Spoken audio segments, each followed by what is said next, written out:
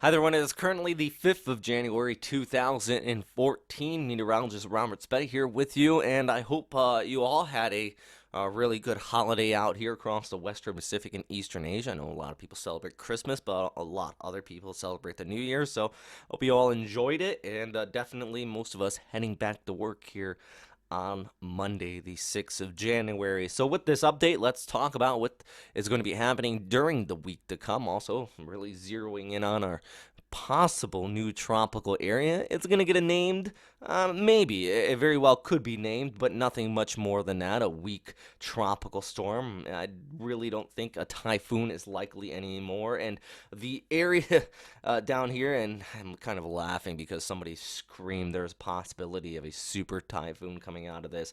I do want to tell you right off the bat that could we have super typhoon Yolanda Part 2? No, there's no way in any possible chance that is going to be happening. We said that several days ago, and today more so, that is not going to be happening. And one reason why we say don't really start screaming fire in the long term, basically 2 weeks ahead of time, because somebody in the back of the movie theater is lighting a cigarette instead of a full fire blazing. And in short, just wait for the model consensus. And really, that person, one model, said there could be a strong storm east of the Philippines, not even making landfall, and went ahead with that. It caused so much panic. So, yeah, we're going to continue to talk about that, though, because the problem is there still might be a storm system out of it. A very weak one could bring some rain showers across the Philippines. Elsewhere across the Western Pacific for the rest of the week, though, we're still talking about that sea effect snow across the Sea of Japan. High pressure will be dominating for the most part in China, northeastern China, even over towards the Korean Peninsula. You can see some isolated patches of snowfall, but nothing too extreme. And then cloudy skies with passing showers there across much of the southern Japanese islands. The other thing we've seen today in the past several days is a tail end of this cold front, still kicking up some showers there into parts of Visayas in southern Luzon as well, even extending all the way down there towards Singapore and eastern portions of Malaysia, just due to that northeast monsoon ushering in that cooler, drier air and interacting with the tropics. And that's typically what we see this year. Now, on that note of the cooler, dry air, that's playing big into our possible tropical system. And you can see it out here towards the east. Let's zoom in on this. And there's a little bit of a circulation way out there. See that right here? That's the area we're talking about. Very broad, not tight at all at this time. And that's because we're not even in the genesis phase of this. And what I mean is it hasn't really even developed. We don't have a closed off low pressure area, not even an invest. It's not even on the map for most agencies. But like I said a few days ago, actually right around New Year's, we had one of the models, the GFS model, was going pretty aggressive on our little undefined trough of low pressure out there. Now, this is the GFS model here on the 5th of January 2014. Let's scroll ahead, though, out to about the 7th. And look at that, still nothing there.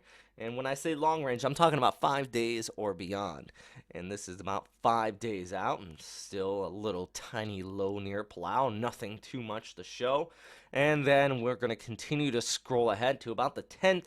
And we have a little, maybe a tropical depression. And if this undefined low pressure area gets strong enough, it could be called a named storm system by Bagasa as a tropical depression, possibly making landfall there around, well, Mindanao or southern Visayas. Now, here's the deal, though. That is so undefined, and then you have that northeast monsoon coming in. See all these strong, these are winds out here, these strong northeasterly winds, they're coming in, and they're going to be also ushering in not destructive weather or anything like that. Some gale force conditions probably across Luzon.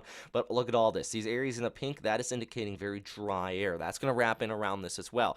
So you're going to be looking at showers there across Visayas and Mindanao, but actually towards the north, some gusty winds, but very dry. That'll filter into this, keep it weak. Keep it really not a strong storm system. When we pull up the ECMWF model at the same time, they have the same outcome. A lot of dry air wrapping in around this. Let's pull up the winds. And you really don't see too much as far as winds. Our lows way down there towards the south. And we have that strong northeast monsoon continuing to pummel the area. That'll usher in some coastal showers maybe, but Not too much more, and definitely not a Yolanda Part 2. You're not looking at any storm surge really out of this.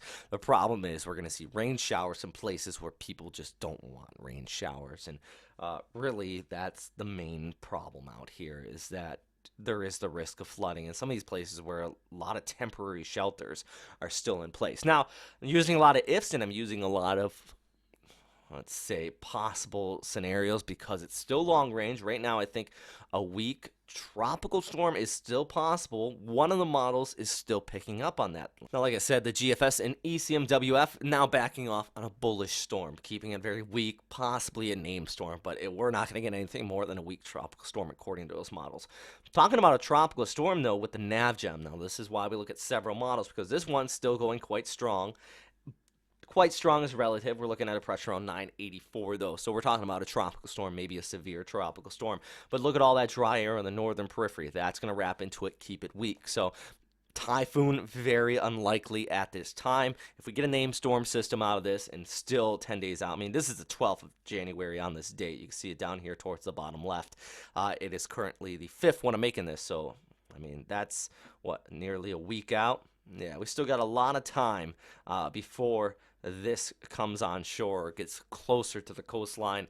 But I think, at least at this time, we're going to look at some showers, some pretty heavy rain showers across the Philippines, and maybe a tropical storm, tropical depression, or a weak tropical storm coming out of this before it starts to churn, and then eventually it's going to recurve off there towards the northeast, away from the Philippines, with all that dry air wrapping it. So it's not going to be a long duration event going into next week. I do want to stress, though, and as I have done the last few days, if you have any questions, comments, or suggestions, you can always post them down in the comment box below, because there's probably a lot of questions surrounding this very confusing storm system. Not confusing in the forecasting, confusing made by other people. The other thing is, this is not an official forecast by any means. It's just my analysis from experience and by looking at the models here and from seeing what I have seen today.